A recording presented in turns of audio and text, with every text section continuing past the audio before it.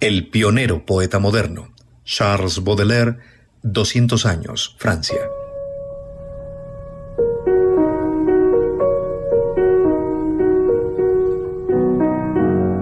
El 9 de abril de 1821 nació en París el poeta, ensayista, crítico de arte y traductor francés Charles Baudelaire, ciudad que también sería el lugar de su muerte 46 años después. En ese espacio vital, uno de los poetas malditos, según el mote que inventó otro poeta, Paul Verlaine, renovó la gran poesía francesa. Vivió una vida bohemia y escandalosa, en contravía a lo que su padrastro quiso, renunciando a la vida diplomática a la que supuestamente estaba destinado. Tuvo relaciones amistosas con Gérard de Nerval, con Sainte-Beuve, Théodore de Banville y Balzac. Su libro de poemas, Las Flores del Mal, fue llevado a juicio, su autor multado y su libro publicado mutilado por supuestas ofensas a la moral pública durante el gobierno autoritario de Napoleón III. Dejó una única novela, La Fanfarlo. Tras su muerte a causa de la sífilis contraída a sus 20 años, Charles Baudelaire sería considerado el padre de la poesía moderna, que liquida el romanticismo y explora el simbolismo y el decadentismo. Hoy, 200 años después, Francia no le ha reconocido como se merece en este aniversario. De sus poemas en prosa, estos textos en Literatura para Oír.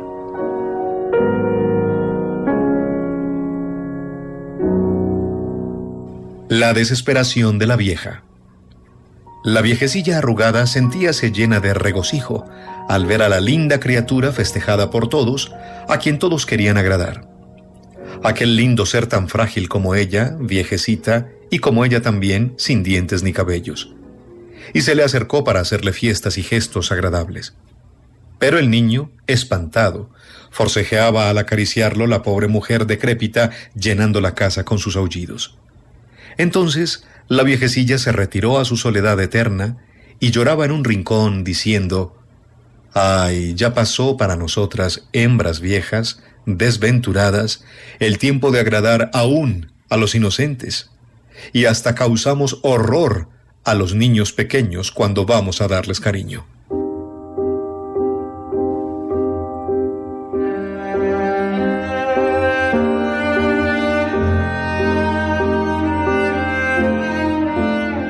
Un gracioso.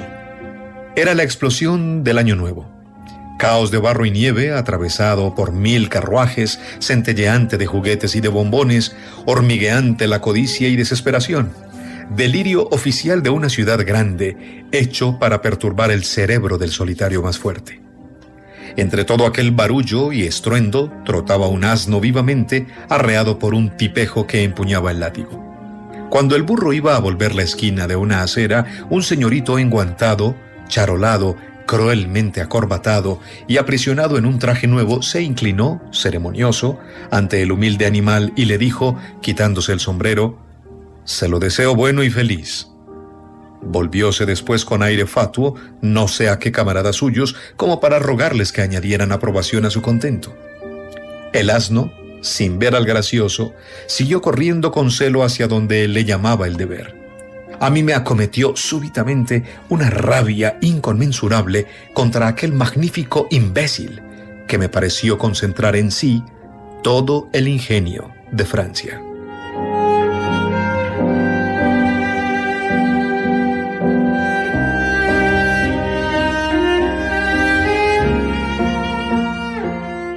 Cada cual con su quimera.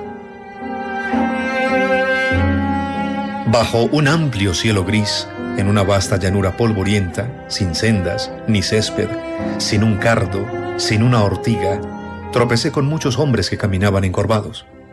Llevaba cada cual, a cuestas, una quimera enorme, tan pesada como un saco de harina o de carbón, o la mochila de un soldado de infantería romana. Pero el monstruoso animal no era un peso inerte. Envolvía y oprimía, por el contrario, al hombre con sus músculos elásticos y poderosos. Prendíase con sus 2 vastas garras al pecho de su montura y su cabeza fabulosa dominaba la frente del hombre, como uno de aquellos cascos horribles con que los guerreros antiguos pretendían aumentar el terror de sus enemigos. Interrogué a uno de aquellos hombres preguntándole a dónde iban de aquel modo. Me contestó que ni él ni los demás lo sabían, pero que sin duda iban a alguna parte, ya que les impulsaba una necesidad invencible de andar. Observación curiosa: ninguno de aquellos viajeros parecía irritado contra el furioso animal, colgado de su cuello y pegado a su espalda. Hubiérase dicho que lo consideraban como parte de sí mismos. Tantos rostros fatigados y serios, ninguna desesperación mostraban, bajo la capa esplenética del cielo, hundidos los pies en el polvo de un suelo tan desolado como el cielo mismo, caminaban con la faz resignada de los condenados a esperar siempre.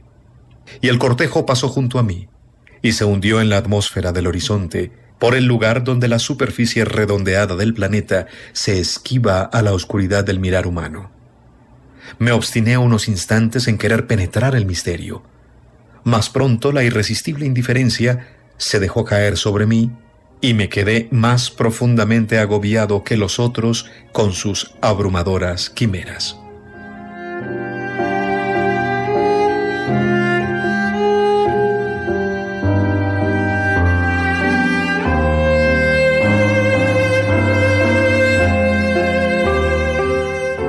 Las viudas.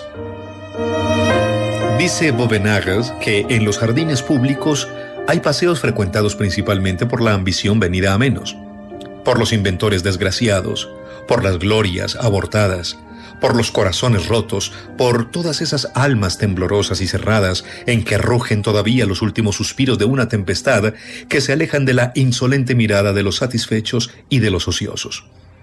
En estos refugios umbríos se dan cita los lisiados por la vida. A esos lugares, sobre todo, gustan el poeta y el filósofo de dirigir sus ávidas conjeturas. Pasto cierto hay en ellos, porque si algún paraje desdeñan visitar es, sobre todo, como insinué hace un momento, la alegría de los ricos. Tal turbulencia en el vacío nada tiene que les atraiga. Por el contrario, siéntense irresistiblemente arrastrados hacia todo lo débil, lo arruinado, lo contristado, lo huérfano. Una mirada experta nunca se engaña. En esas facciones rígidas o abatidas, en esos ojos hundidos y empañados o brillantes con los últimos fulgores de la lucha, en esas arrugas hondas y múltiples, en ese andar tan lento o tan brusco, al instante descifra las innumerables leyendas del amor engañado, de la abnegación incomprendida, de los esfuerzos sin recompensa, del hambre y del frío soportados humilde y silenciosamente. ¿Visteis alguna vez en esos bancos solitarios viudas pobres? Enlutadas o no, fácil es reconocerlas. Además, siempre hay en el luto del pobre algo a faltar, una ausencia de armonía que le infunde mayor desconsuelo. Se ve obligado a escatimar en su dolor. El rico lleva el suyo de bote en bote. ¿Qué viuda es más triste y entristecedora, la que tira de la mano de un niño con el que no puede compartir su divagación, o la que está sola del todo? No sé. Una vez llegué a seguir durante largas horas a una vieja afligida de tal especie. Tiesa, erguida, con un corto chal gastado, llevaba en todo su ser una altanería de estoica.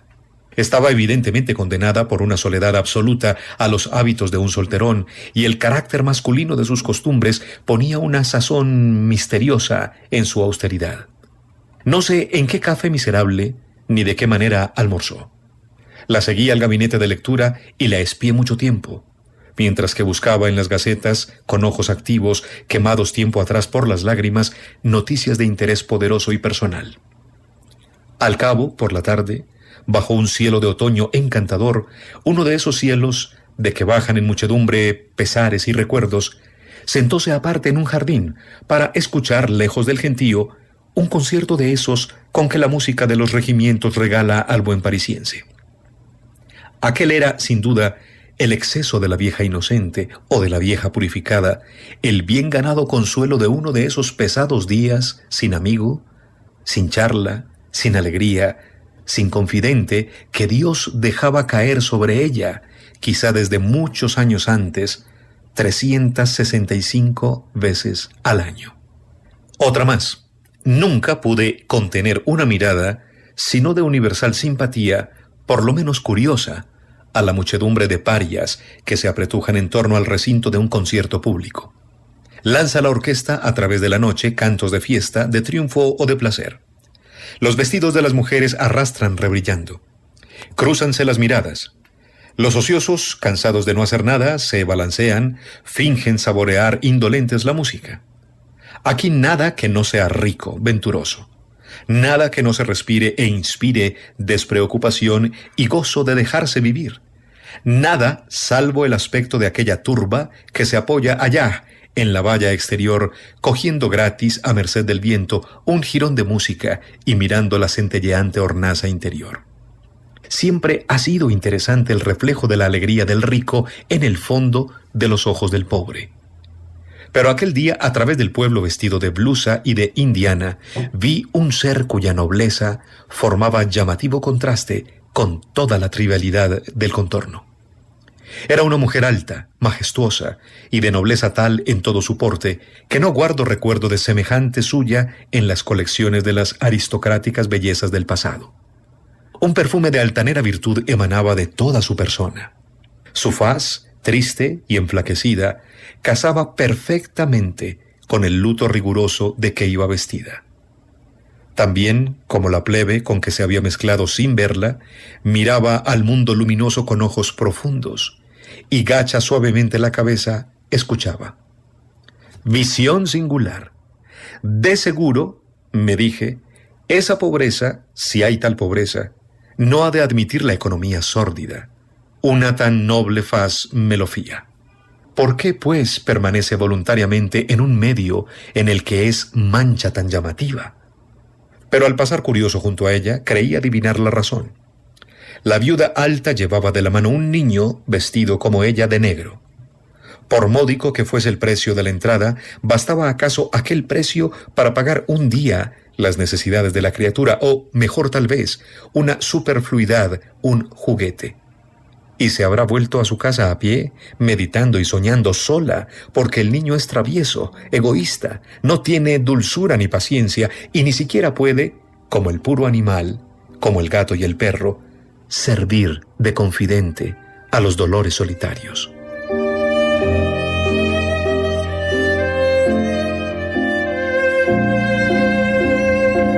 El reloj.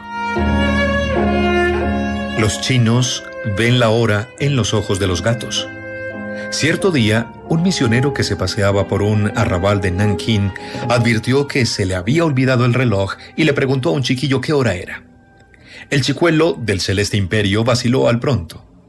Luego, volviendo sobre sí, contestó: «Voy a decírselo». Pocos instantes después presentóse de nuevo trayendo un gatazo y mirándole, como suele decirse, a lo blanco de los ojos, afirmó sin titubear: «Todavía no son las 12 en punto». Y así era en verdad.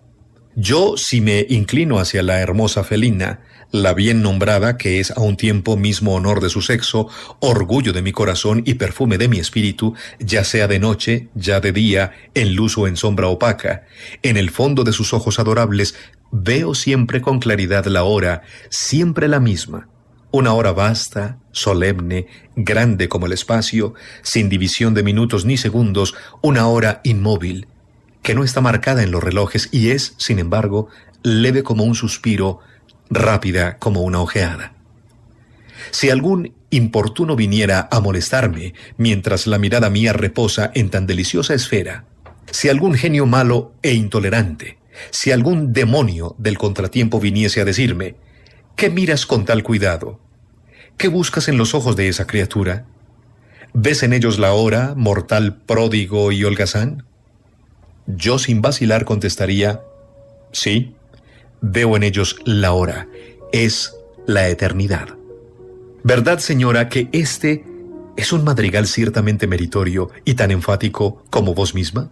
Por de contado, tanto placer tuve en bordar esta galantería presuntuosa que nada, en cambio, he de pediros.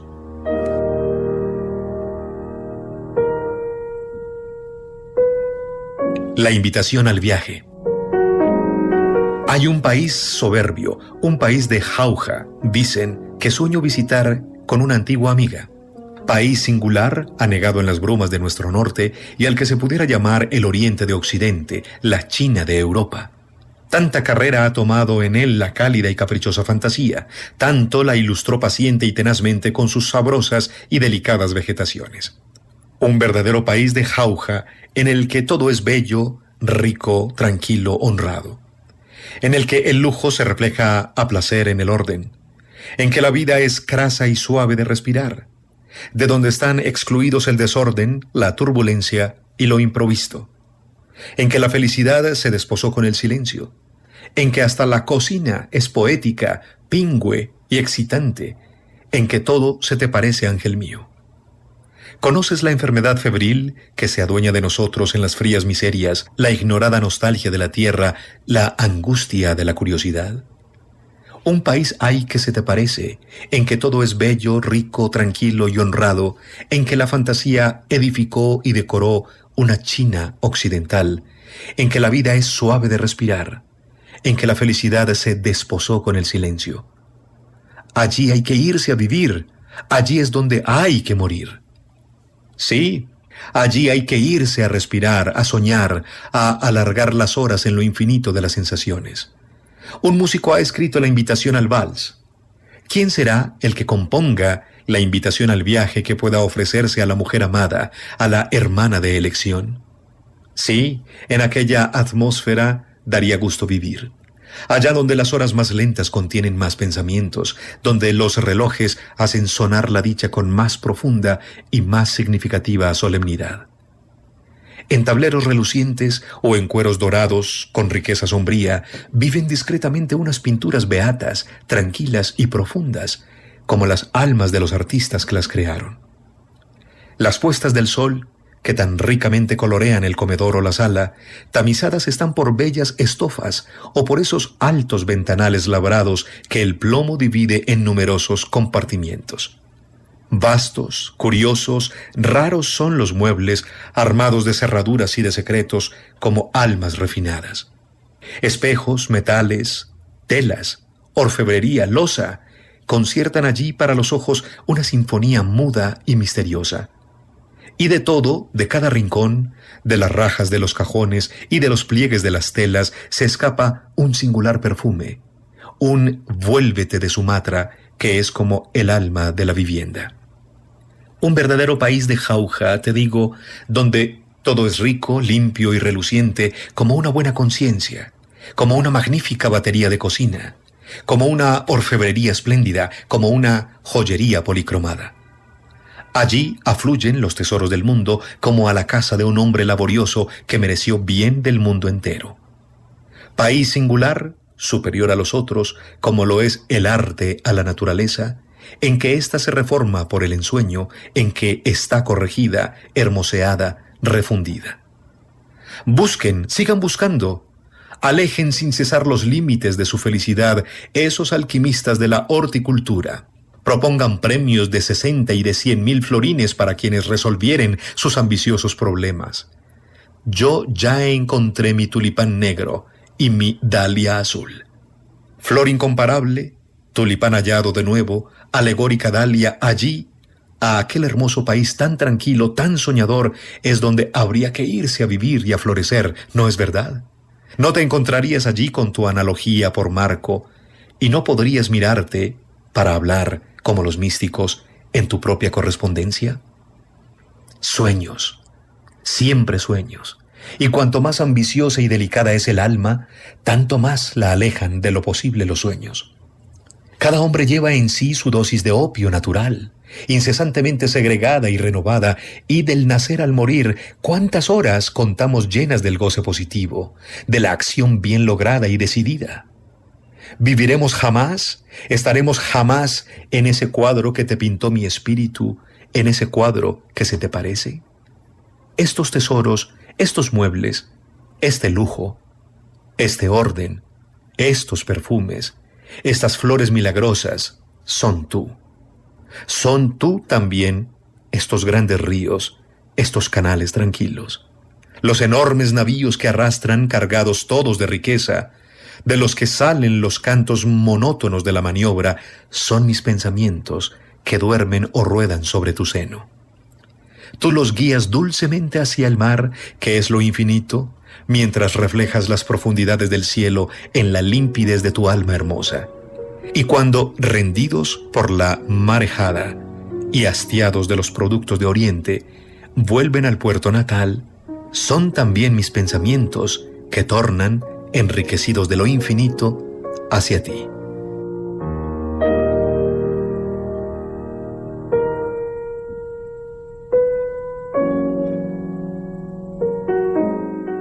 El crepúsculo de la noche. Va cayendo el día, una gran paz llena las pobres mentes cansadas del trabajo diario y sus pensamientos toman ya los colores tiernos o indecisos del crepúsculo. Sin embargo, desde la cima de la montaña llega hasta mi balcón, a través de las nubes transparentes del atardecer, un gran aullido, compuesto de una multitud de gritos discordes que el espacio transforma en lúgubre armonía, como de marea ascendente o de tempestad que empieza.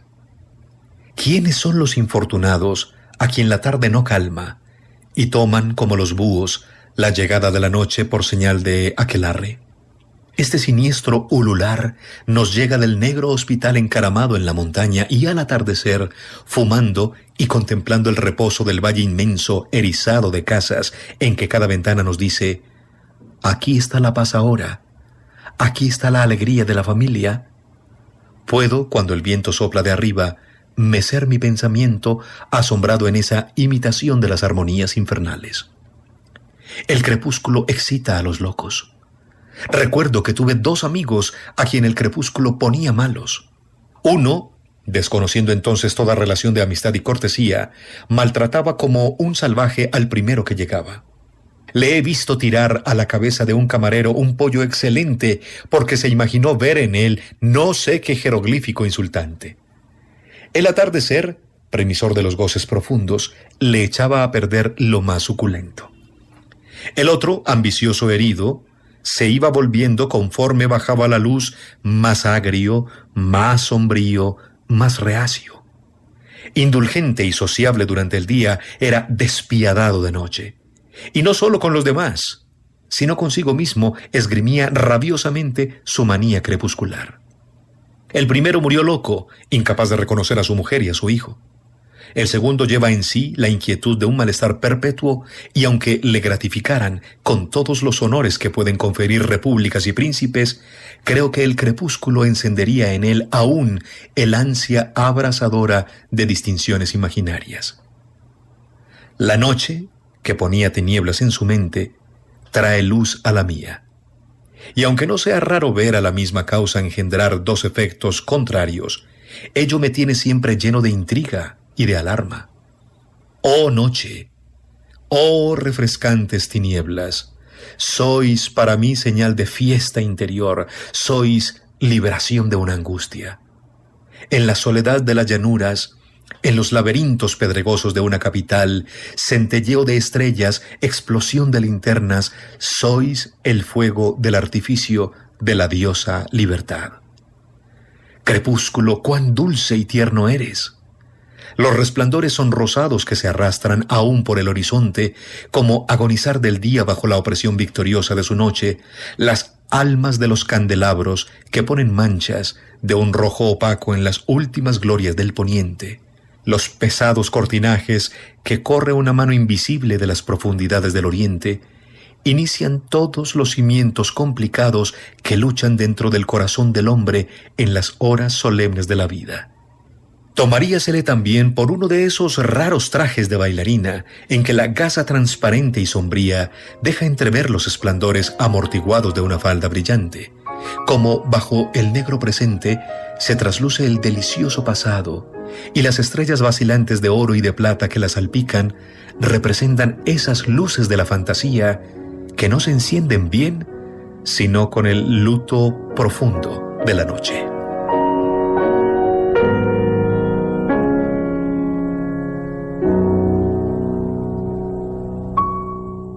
Hoy en Literatura para Oír, poemas en prosa, de el pionero poeta moderno Charles Baudelaire, 200 años.